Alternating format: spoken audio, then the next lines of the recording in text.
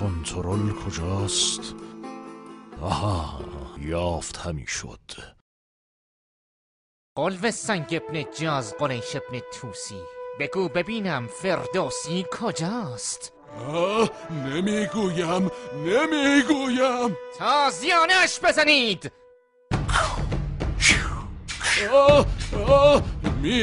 میگویم 2 کوچه بالاتر دارد تلویزیون نگاه میکند. به راستی چنین است؟ عجبا، وا اسفا، این دیگر چه مجموعه بیمزه است. ببینیم شبکه 2 چه دارد.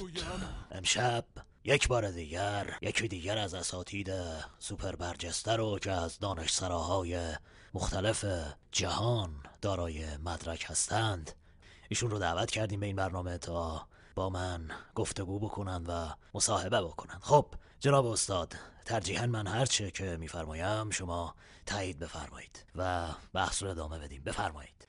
حیرتا، برویم به کانال 3 ببینیم چه خبر است. بازیکن دومی دریبل میزنه و خب من از کارگردانم که این تصویر رو نگه داری چند لحظه با هم ببینیم. معرفی کنم این بازیکنی رو که به هر حال در سمت چپ مهدی مهدوی‌کیا داره مهدی رو میپاد. یه جوری 12 سال پیش به هر حال بچه‌اش پاش رفته رو صابون، به هر حال نگران بود که صابونی هم یه جوری معروفه در اردوهای تیم فوتبال کشورش، هم کسی باهاش هم اتاق نمیشه چرا که تو خواب راه میره. بگذاریم حالا این اطلاعات اینترنتی این هم میخواد رد کنه، آیا موفق است یا نه که به هر حال رد میکنه مهدی مهدوی‌کیا از جناح راست. دیگه بعد سات میکنه مهدی مهدوی‌کیا. این هم چهره خودمو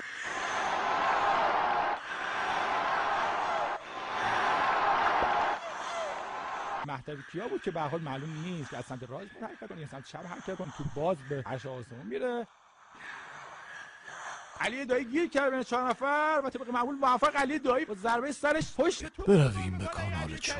حافظ میگه که گل در برو می در کف مشوقه بکام است. بکام از زمانی که در رئال مادرید قرار گرفت دیگه اون بکامی نبود که تو منچستر بود. یه شاعر انگلیسی میگه www.yahoo.com. میدونی چی؟ یعنی اینجا یه جایی که شما میری توش هر چی میخوای به دست میاری. حالا یا از اینترنتش میری یا از اون اینترنتش میری، فرقی نمیکنه، ولی به طور کلی هر چی بخوای به دست میاری. یا میگه تو بگو چی میخوای تا من بهت بگم چی میخوای. یعنی ما اونو به دست تو میدیم به قول مرحوم پدر. و بنابراین باز هم شما وقتی یه جایی باشه که بگی هر چی بخوای به دست بیاری، این زمانی که شما قوی‌تر میشی و هر چی هم بخوای قوی‌تر باشی. خب صد البته هر چی مقصود لطیف‌تر و ظریف‌تر و جمیل‌تر و سخیف‌تر باشه، طبیعیه که بعد خب فیلتر شکن هم قوی‌تر باشه. هی برویم به شبکه تهران ببینیم چه میگوید. جناب پروین شایعه شده که شما به گفتید راسته؟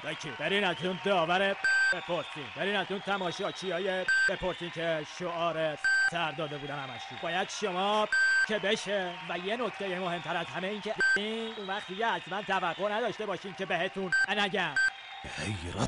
حیرتا دریغا اسفا، واقعا حیرتا.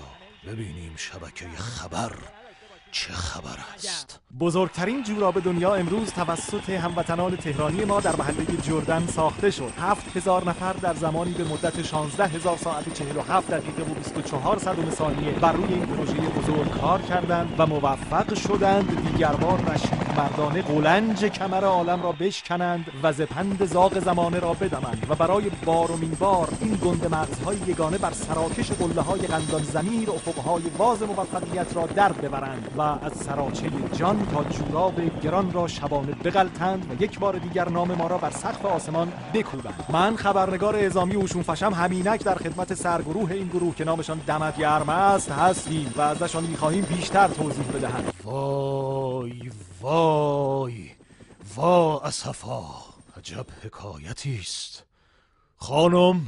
بله خانم. جانم ابوالقاسم. در قفسه کتابخانه طبقه سوم سمت راست جلد 5 شاهنامه را بردار. فصل 14 خط 9 بیت 16 مصراع 2 نوشته هنر نزد ایرانیان است و بس. آن است را خط بزن و قلم بگیر به جایش بنویس بود.